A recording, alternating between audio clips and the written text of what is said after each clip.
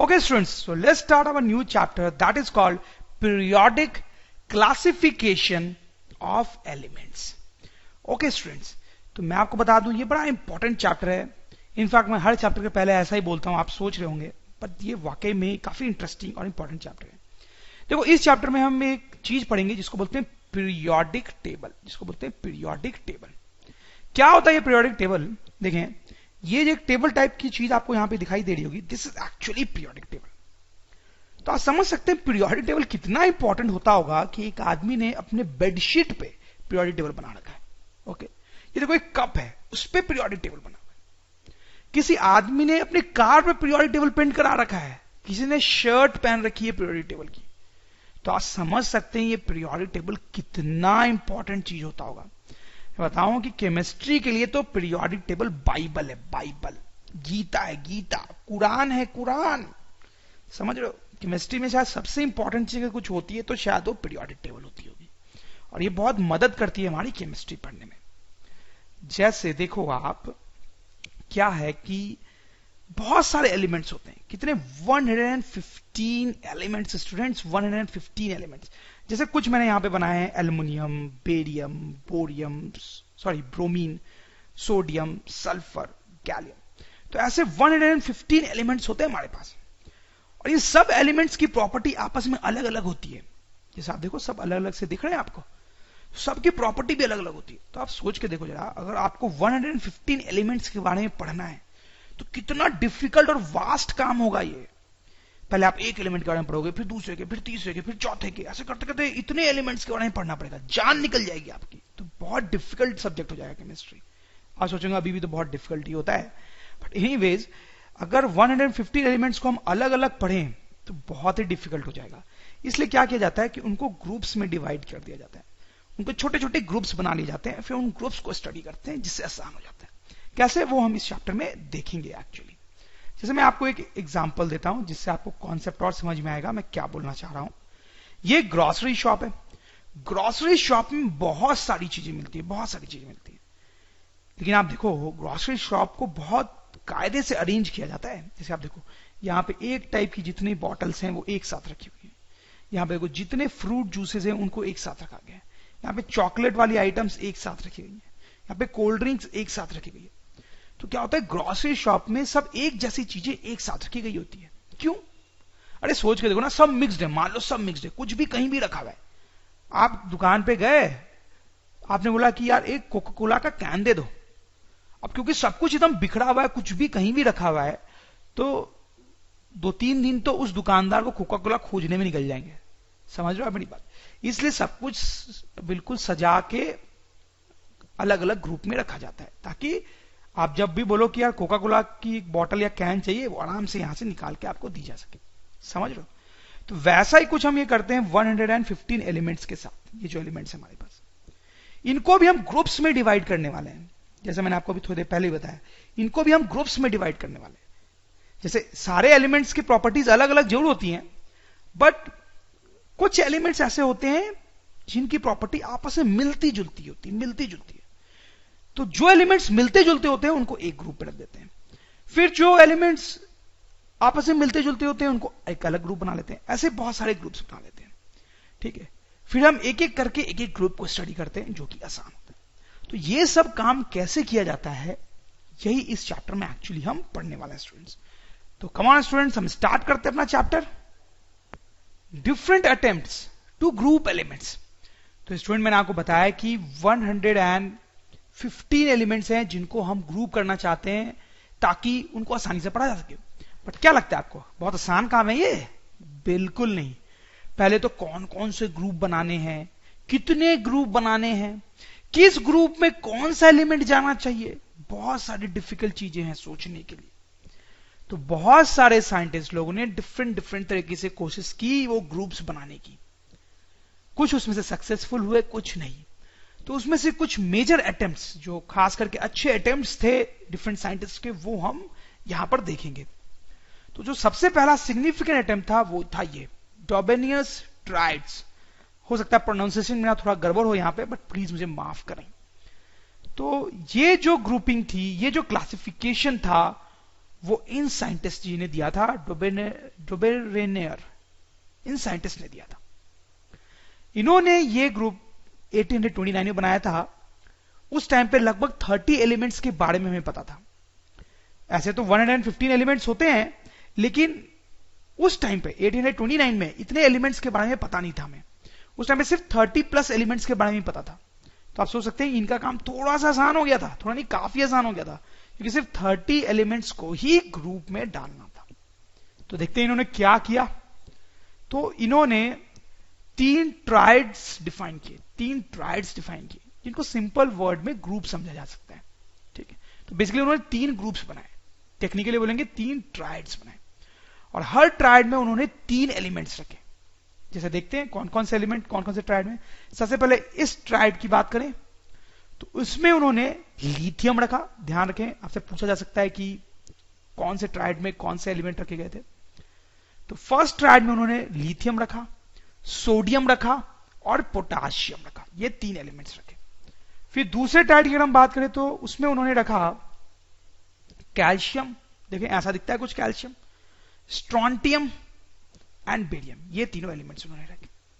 और फिर तीसरे ट्राइड में उन्होंने रखा क्लोरीन, ध्यान देंगे आप, क्लोरीन, ब्रोमीन एंड आयोडीन, ठीक है। तो इस तरह से उन्होंने 3 ट्राइड बनाए। ठीक है, और इनको ट्राइड क्यों बोला गया आप समझ ही रहो। ट्राइड इसलिए बोला गया क्योंकि ट्राइड का मतलब है 3, ट्राइड का मतलब है 3, तो इसमें 3 एलिमेंट्स रखे ना उन्होंने, इसलिए। ओके, इसलिए इस क्लासिफिकेशन को डोबेनियस ट्राइड भी बोल रहे हैं, वो तो आप समझ ही रहे होंगे। अब देखो, इस तरह से डिवाइड करने का ग्रुप में क्या मतलब था, उनका कहने का मतलब था कि ये जो तीनों हैं वो एक ट्राइड में है, एक ग्रुप में, मतलब इन तीनों की प्रॉपर्टीज बहुत मिलती जुलती हैं।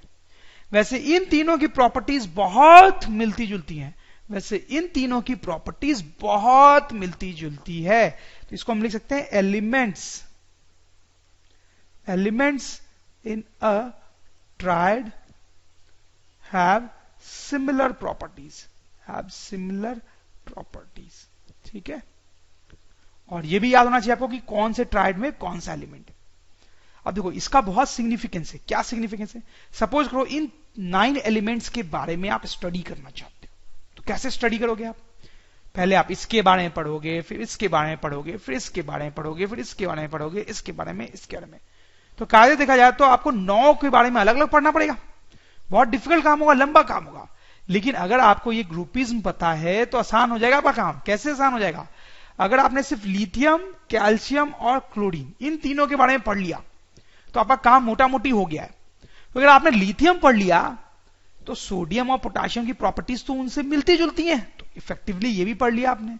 वैसे कैल्शियम पढ़ लिया तो इन दोनों को भी इफेक्टिवली पढ़ लिया, क्लोरीन पढ़ लिया तो इफेक्टिवली आपने ब्रोमीन और आयोडीन को भी पढ़ लिया। तो इस तरह से आपको सिर्फ 3 पे ही कंसेंट्रेट करना पड़ेगा, ठीक है, और इफेक्टिवली आप 9 पढ़ चुके होगे।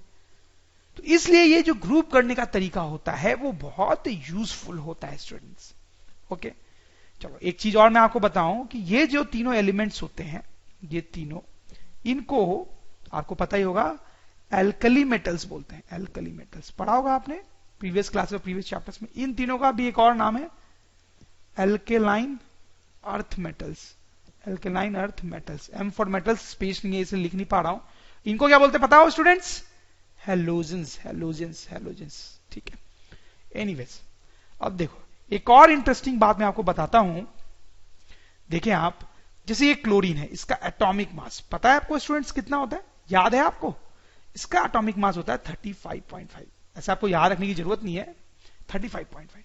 ब्रोमीन का होता है 80, आयोडीन का होता है, मुझे याद नहीं आ रहा है, आयोडीन का होता है 127, ठीक है। वैसे बाकी का भी लिख लेते हैं। कैल्शियम का होता है 40, फिर यहां पे 80, फिर बेरियम का होता है 137, लिथियम का होता है 7, सोडियम का होता है 23 और इसका होता है 39। ओके, तो एक चीज तो स्ट्रेट अवे आपने नोटिस कर ली होगी, क्या? कि एक ट्राइड में मैंने एलिमेंट्स कैसे अरेंज किए हैं। सबसे पहले लिस्ट एटॉमिक मास, फिर उससे ज्यादा एटॉमिक मास, फिर हाईएस्ट एटॉमिक मास, है ना? वैसे सबसे पहले मैंने लिखा लिस्ट एटॉमिक मास वाला एलिमेंट, और फिर लास्ट में लिखा हाईएस्ट एटॉमिक मास वाला, हाईएस्ट एटॉमिक मास, ठीक है। अब देखो इसमें भी वही है, इसमें भी लिस्ट 35.5, फिर 80 उससे बड़ा और 127 उससे भी बड़ा। ठीक है, अब देखो यहां पे एक खास बात है नोट करने वाली कि इन दोनों की अगर हम बात करें, इनके एटॉमिक मास की बात करें और उसका अरिथमेटिक मीन लें। अरिथमेटिक मीन समझते हैं आप? अरिथमेटिक मीन मतलब होता है बेसिकली एवरेज लेना, एवरेज लेना। देखो अभी आप समझ जाएंगे। तो 35.5 प्लस 127 डिवाइड बाई 2 कितना आएगा? जब देखें 162.5 डिवाइड बाई 2 इतना आ रहा है, दैट इज 81.25। कुछ समझ में आया आपको? क्या खास बात है? खास बात तो है, वो ये है कि इसका एटॉमिक मास और इसका एटॉमिक मास का जब हमने एवरेज लिया, अरिथमेटिक मीन लिया, तो वो लगभग लगभग ब्रोमीन के एटॉमिक मास के बराबर है, लगभग लगभग। सही है। बाकी दोनों ट्राइड में भी स्टूडेंट्स ये एप्लीकेबल होगा, आप ट्राई करके देख सकते हैं। जैसे इसका भी मैं आपको बता देता हूं। जैसे ये दोनों के एटॉमिक मास का अरिथमेटिक मीन लेते हैं अपन, अरिथमेटिक मीन देखें कितना आएगा? 7 प्लस 39 डिवाइड बाई 2, तो ये हो जाएगा 46 डिवाइड बाई 2, दैट इज 23। सही है, कमाल हो गया। अब देखो सोडियम का भी एग्जैक्टली वही एटॉमिक मास है, वही एटॉमिक मास है। ठीक है, इसमें भी आप करके खुद से देखेंगे। तो ये भी एक इंपॉर्टेंट पॉइंट हो गया, इसके बारे में हम लिख सकते हैं। तो ये लिख लिया हमने, in a triad atomic mass of second element is arithmetic mean of first and third element. तो स्टूडेंट्स आप लोग समझ गए क्या क्लासिफिकेशन था, ये कैसे इसमें ग्रुपिंग की गई थी। लेकिन ये चला नहीं, ये फेल हो गया। क्या प्रॉब्लम रही होगी इस क्लासिफिकेशन के साथ कि ये फेल हो गया? सोचें, बहुत आसान है, बहुत आसान है। शायद आप सोच पा रहे हो कि इसमें तो सिर्फ 9 एलिमेंट्स के बारे में बताया गया है, सिर्फ उन्हीं को ग्रुप किया गया है, बाकी एलिमेंट्स का क्या? बाबा जी का टुल्लू। यहां पे तो सिर्फ 9 एलिमेंट्स के बारे में ही बताया गया, दैट्स द प्रॉब्लम। तो हम लिखेंगे यहां पे लिमिटेशंस। क्या लिमिटेशंस है इस क्लासिफिकेशन की? तो हम लिख सकते हैं only 9 elements have been classified, have been classified. Rest of the elements were left. बाकी एलिमेंट्स को छोड़ दिया गया था, उनके बारे में कुछ भी नहीं बोला गया। तो ये तो आधा अधूरा काम हो गया ना, तो ये पूरा काम नहीं हुआ, इसलिए इस क्लासिफिकेशन को रिजेक्ट कर दिया गया। और फिर आगे साइंटिस्ट ने, डिफरेंट साइंटिस्ट लोगों ने और डिफरेंट डिफरेंट तरीके से ग्रुप करने की कोशिश की। तो स्टूडेंट्स अब अगला क्लासिफिकेशन देखते हैं जो न्यूलैंड नाम के साइंटिस्ट ने दिया था, और उसका नाम है न्यूलैंड्स लॉ ऑफ ऑक्टेव्स। इन्होंने ये जो लॉ है वो दिया था कब? 1866 में। और उस टाइम 56 एलिमेंट्स डिस्कवर हो गए थे, इतने एलिमेंट्स के बारे में हमें पता था। तो इन्होंने कोशिश की कि इतने एलिमेंट्स को इस तरह से ग्रुप में डिवाइड किया जा सके ताकि उनको हम आसानी से पढ़ सके। तो देखते हैं इन्होंने क्या किया था। इन्होंने इस तरीके का एक टेबल बनाया था, इस तरह का टेबल बनाया था। अगर आप देखेंगे तो यहां पे सारे 56 एलिमेंट्स हैं जो उस टाइम पाए जाते थे। यहां पे फर्स्ट है हाइड्रोजन, और ये जो लास्ट है दैट इज थोरियम। थोरियम। तो सबसे पहले तो आपने ये देखना है कि इस टेबल में एलिमेंट्स कैसे अरेंज किए गए। तो इसमें एटॉमिक मास का यूज किया गया है इस अरेंजमेंट को करने के लिए। एटॉमिक मास, एटॉमिक मास क्या होता है तो आपको पता ही है। यहां पे ये जो सबसे पहला एलिमेंट है इस टेबल में, हाइड्रोजन, इसका लिस्ट एटॉमिक मास है, लिस्ट एटॉमिक मास। फिर जैसे जैसे आप टेबल में आगे बढ़ेंगे एटॉमिक मास बढ़ेगा। तो लिथियम का एटॉमिक मास थोड़ा ज्यादा होगा हाइड्रोजन से, फिर बेरिलियम का और ज्यादा, बोरोन का और ज्यादा, कार्बन का और ज्यादा, नाइट्रोजन का और ज्यादा, ऑक्सीजन का और ज्यादा, फिर फ्लोरीन का और ज्यादा, सोडियम का और ज्यादा, मैग्नीशियम का और ज्यादा, अल्युमिनियम का और ज्यादा। तो इस तरीके से एलिमेंट्स का अरेंजमेंट किया गया। जैसे जैसे एलिमेंट्स, जैसे हम टेबल में आगे जाएंगे, जैसे टेबल में आगे जा रहे हैं, वैसे वैसे एटॉमिक मास क्या हो रहा है? बढ़ रहा है। तो यहां पे न्यूलैंड ने एक रूल दिया जो मैं यहां पे लिखूंगा, इफ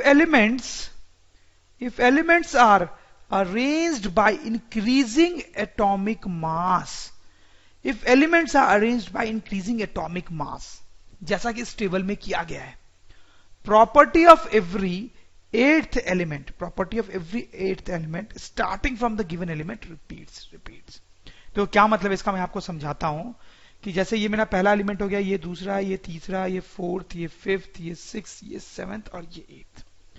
तो ये लॉ क्या बोलता है कि जो आठवां एलिमेंट है, आठवां, उसकी प्रॉपर्टी पहले एलिमेंट से मैच करेगी, मतलब इसकी प्रॉपर्टी और इसकी प्रॉपर्टी सेम हो। उसी तरीके से फिर मैं स्टार्ट करूंगा 1 2 3 4 5 6 7 8, तो फिर से फ्लोरीन और क्लोरीन इनकी प्रॉपर्टी मैच करेगी, इसका मतलब इन तीनों की प्रॉपर्टी मैच करेगी। तो उसी तरह से आप एनालाइज करते जाओगे तो आप देखोगे इन सब की प्रॉपर्टी मैच करनी चाहिए इस रूल के अकॉर्डिंग, इस रूल के अकॉर्डिंग। वैसे इन सब की प्रॉपर्टीज इस रूल के अकॉर्डिंग मैच करेगी, वैसे इन सब की प्रॉपर्टीज इस रूल के अकॉर्डिंग मैच करेगी। आप समझ गए? तो ये रूल दिया था न्यूलैंड ने, इसी को बोलते हैं एक्चुअली लॉ ऑफ ऑक्टेव्स, इसी को बोलते हैं law of octaves. This is law of octaves, Newlands law of octaves. देखा जाए तो इस लॉ से बहुत फायदे हो सकते हैं हमें। कैसे फायदे हो सकते हैं? क्योंकि अगर इन सब की प्रॉपर्टी सेम जैसी होगी, इसका मतलब इन सबको अलग अलग नहीं पढ़ना पड़ेगा, किसी भी एक को पढ़ लेंगे, बाकी सबकी प्रॉपर्टी वैसी होगी। वैसे अगर इन सब की प्रॉपर्टी सेम जैसी है तो सबको अलग अलग नहीं पढ़ना पड़ेगा, ठीक है। तो आप देख सकते हैं कि ऐसे क्लासिफिकेशन से बहुत फायदा होता है। एक इंटरेस्टिंग बात और है इस क्लासिफिकेशन के बारे में कि न्यूलैंड ने इस क्लासिफिकेशन को थोड़ा म्यूजिक से कंपेयर किया, म्यूजिक से। म्यूजिक में भी क्या होता है कि जो आठवां टोन होता है, एट्थ टोन, वो रिपीट होता है म्यूजिक में भी। तो उन्होंने इससे इस टेबल को कंपेयर किया। जैसे आप देखो, पहला सा रे गा मा पा धा नी, और फिर क्या आता है उसके बाद वापस से सा, तो रिपीट हुआ ना, सा रे गा मा पा धा नी, फिर वापस से सा। तो थोड़ा उन्होंने म्यूजिक से इस टेबल को कंपेयर किया और एक्चुअली वहीं से ये टर्म ऑक्टेव्स आया है। ऑक्टेव्स म्यूजिक में ये टर्म यूज किया जाता है, तो वहीं से इन्होंने ये लिया था टर्म। तो आई होप आपको समझ में आ रहा होगा। एक चीज इस टेबल में शायद आपको परेशान कर रही हो कि कहीं कहीं पर दो चीजों को साथ में लिखा हुआ है, दो एलिमेंट्स को साथ में लिखा हुआ है। जैसे यहां पर भी है, यहां पर भी है, यहां पर भी है, कई जगहों पे। ऐसा कैसे हो गया? तो देखो, न्यूलैंड जब ये टेबल बना रहे थे तो उनकी ये कोशिश थी कि एक वर्टिकल कॉलम में जो भी एलिमेंट्स हैं उन सबकी प्रॉपर्टी सेम जैसी हो, ठीक है। एक वर्टिकल कॉलम में जो भी एलिमेंट्स हैं उनकी प्रॉपर्टी सेम जैसी हो, एक वर्टिकल कॉलम में जो भी एलिमेंट्स हैं उनकी प्रॉपर्टी सेम जैसी हो, ऐसी कोशिश कर रहे थे। अब देखो, यहां पर उनको कुछ प्रॉब्लम आई। क्या प्रॉब्लम आई?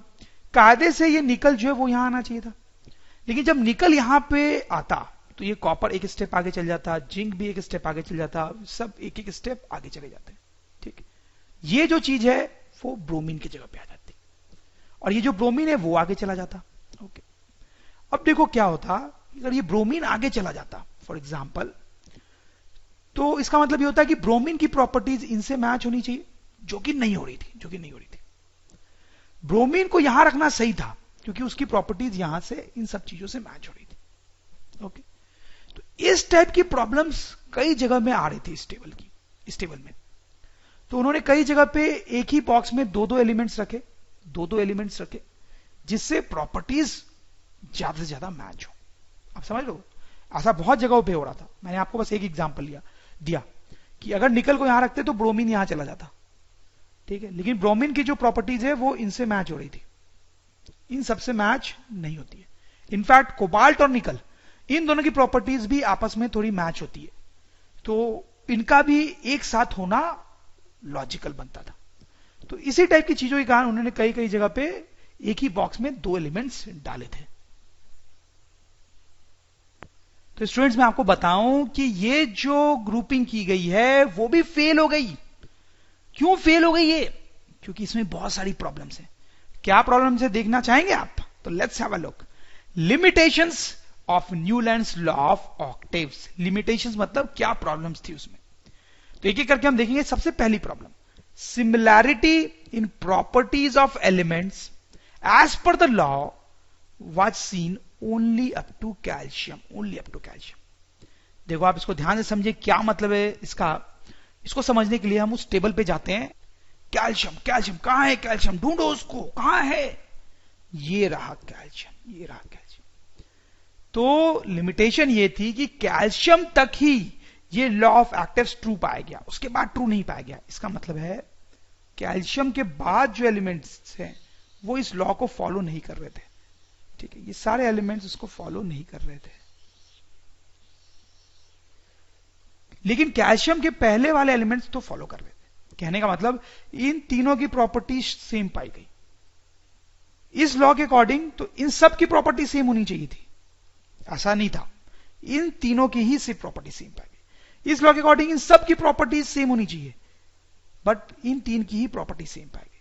इस लॉ के अकॉर्डिंग इन तीनों की इन सब की प्रॉपर्टीज सेम होनी चाहिए थी, बट इन दोनों की प्रॉपर्टीज ही सेम पाई गई। मतलब कैल्शियम तक ये जो लॉ है वो ट्रू था, लेकिन उसके बाद वाले एलिमेंट्स इस लॉ को एक्चुअली फॉलो नहीं कर रहे थे। तो आप समझ सकते हो ये तो बहुत बड़ा लिमिटेशन हो गया ना, राइट? क्योंकि कुछ ही एलिमेंट्स को अभी तक हम ग्रुप कर पाए, बाकी की बात एक्चुअली में हम नहीं कर पाए। चलें अब दूसरी लिमिटेशन देखें, पढ़ें आप इसको ध्यान से। Only 56 elements known by that time were talked about। देखो जैसे मैंने आपको ऑलरेडी बताया कि उस टाइम तक 56 एलिमेंट्स के बारे में हमें पता चल चुका था, ठीक है। और आप देख सकते हैं कि ये जो क्लासिफिकेशन था उसमें इन 56 एलिमेंट्स की ही बात हुई है, ठीक है। अब आगे देखें, eight that time around 1 element was being discovered every year. अब देखो उस टाइम तक हमें 56 एलिमेंट्स के बारे में पता था, लेकिन वो कुछ ऐसा दौर चल रहा था कि लगभग हर साल एक नया एलिमेंट डिस्कवर हो ही जाता था। देखो फाइनली मैंने आपको बताया 115 एलिमेंट्स अब आज हमें पता है, तो टाइम के साथ वो डिस्कवर हुए होंगे ना। तो उस टाइम लगभग हर साल एक नया एलिमेंट डिस्कवर हो ही जाता था। The elements to be discovered were not considered। अब देखो बात को आप समझे, जो 56 एलिमेंट्स उस टाइम तक हमें पता थे उसके बारे में तो न्यूलैंड ने बात की, लेकिन फ्यूचर में भी तो एलिमेंट्स डिस्कवर होते, फ्यूचर में भी तो और एलिमेंट्स डिस्कवर होते या नहीं होते, उसके बारे में न्यूलैंड ने कोई बात नहीं की, उसके बारे में कोई बात नहीं की। ये तो गड़बड़ था ना, क्योंकि इसका मतलब ये था कि ये जो क्लासिफिकेशन है वो जिस टाइम दिया गया उस टाइम भले काम कर सकता था, लेकिन जैसे ही 2-4 एलिमेंट और डिस्कवर होंगे उसके बाद तो ये फेल हो गया ना, क्योंकि फिर ये सबकी बात नहीं कर रहा होगा। समझ रहे मेरी बात? उस टाइम 56 एलिमेंट से उसकी बात हो रही थी इसमें, बट बाकी जो फ्यूचर में और डिस्कवर होते उनकी बात नहीं हो रही थी। ये ऑब्वियसली प्रॉब्लम थी, क्योंकि 5-6 साल बाद जब और एलिमेंट्स डिस्कवर हो जाते तो ये टेबल अगर सही भी होता तो सबकी बात नहीं कर रहा होता ना, ठीक है, तो फिर से ये बेकार हो गया होता। तो ये एक बहुत बड़ी लिमिटेशन थी। एक बार फिर से पढ़ते हैं, only 56 elements known by that time were talked about. At that time around 1 element was being discovered every year. The elements to be discovered were not considered in Newland's law of octaves. Okay, तो अब हम तीसरी limitation देखें जरा। तीसरी problem है ये निकल एंड कोबाल्ट, ठीक है। इनको जो एक साथ डाला गया वो तो सही तो नहीं है, आप देखा जाए तो सही में तो, क्योंकि बाकी बॉक्स में एक ही हैं और इसमें आपने 2 डाल दिए। वैसे यहां पे नहीं, हमने कई जगह पे ये काम किया गया, ठीक है, एक ही बॉक्स में 2 डाल दिए गए। ऑब्वियसली ये पूरी तरह से सही बात नहीं है, तो ये भी एक प्रॉब्लम है। और इतना ही नहीं, अगर आप देखें तो ये निकल और कोबाल्ट जो है वो क्लोरीन के साथ आ रहे हैं नीचे। इसका मतलब इस टेबल के अकॉर्डिंग तो निकल और कोबाल्ट की प्रॉपर्टी क्लोरीन से मैच होनी चाहिए, लेकिन ऐसा नहीं होता है, ठीक है। तो ये तीसरा लिमिटेशन हो गया। तो नोट डाउन कर लेते हैं इसको, तो लिखें eight many places 2 elements were put in single slot। 2 elements were put in single slot। Example है कोबाल्ट एंड निकल। ये आप याद रखें एटलीस्ट ये एग्जाम्पल, बाकी आप नहीं भी याद रखें तो काम चले, ठीक है। ये कोबाल्ट मैंने थोड़ा गलत लिख दिया है, कोबाल्ट में जो O होता है ना वो छोटा होता है, C कैपिटल होता है, O छोटा होता है। ये थोड़ा इंपॉर्टेंट पॉइंट है। यहाँ पे कई बार लोग O कैपिटल लिख देते हैं, जिससे मैंने भी यहाँ पे गलती से लिख दिया था। ओके, तो ये तीसरी लिमिटेशन हो गई। और भी एक लिमिटेशन देखा जाए तो थर्ड वाले से रिलेटेड ही है। निकल और कोबाल्ट को साथ साथ रखा गया था, ठीक है, क्योंकि उनकी प्रॉपर्टी थोड़ी मिलती जुलती है। अब आयरन जो होता है उसकी भी प्रॉपर्टी इनसे मिलती जुलती है, लेकिन वो बहुत दूर था। Iron having property similar to cobalt and nickel was very far from them।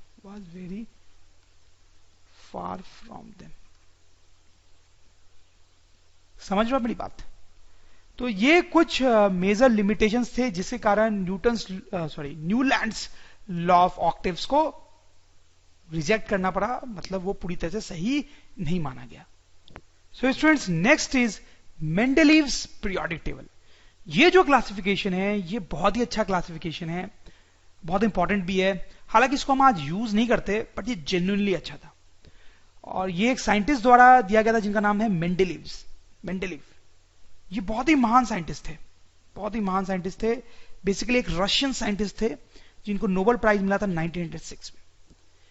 ये इतने महान साइंटिस्ट थे कि इनके स्टैचूज बहुत जगह पे बने हुए हैं। देखो, ये इनका एक स्टैचू है, फोटो नहीं है, स्टैचू है। ये वो क्लासिफिकेशन है जो इन्होंने दिया था, वो बना हुआ है दीवार पे, और उनके नीचे उनकी स्टैचू। वैसे यहां पर भी उनका फेस का स्ट्रक्चर बना हुआ है। तो आप समझ सकते हैं कितने महान रहे होंगे वो। इनफैक्ट ये इतने महान थे कि इनके नाम पर एक एलिमेंट भी है। कौन सा एलिमेंट है? मेंडेलेवियम, इसका सिंबल है MD। आप देख सकते हैं ये जो एलिमेंट है, इसका जो नाम दिख रहा है आपको, वो मेंडेलीव के नाम से मैच कर रहा है। तो मेंडेलीव इतने महान थे कि उनको श्रद्धांजलि अर्पित करने के लिए एक एलिमेंट का नाम उनके नाम पे रख दिया गया। तो आप समझते हैं he was a great scientist. तो स्टूडेंट्स, हमने मेंडेलीव की काफी तारीफ कर ली। अब हम देखेंगे मेंडेलीव्स पीरियोडिक टेबल के बारे में। तो मेंडेलीव ने ये टेबल जो है वो 1869 में दिया था, 1869 में दिया था। और उस टाइम तक 63 एलिमेंट्स डिस्कवर हो चुके थे। काफी तेजी से नए नए एलिमेंट्स डिस्कवर किए जा रहे थे, बट उस टाइम तक 63 एलिमेंट्स ही डिस्कवर हुए थे। अब आगे बढ़ने से पहले मैं आपको बता दूं कि मेंडेलीव ने जो कॉन्सेप्ट यूज किया था वो कुछ हद तक न्यूलैंड के कॉन्सेप्ट से मिलता जुलता था। हमने देखा था कि न्यूलैंड ने कैसे टेबल बनाया था, मेंडेलीव ने भी कुछ उसी तरीके से, हालांकि अपनी और कुछ चीजें ऐड भी की थी उन्होंने। तो उसी तरीके से कुछ उन्होंने भी अपना एक टेबल बनाया था जो हम देखेंगे।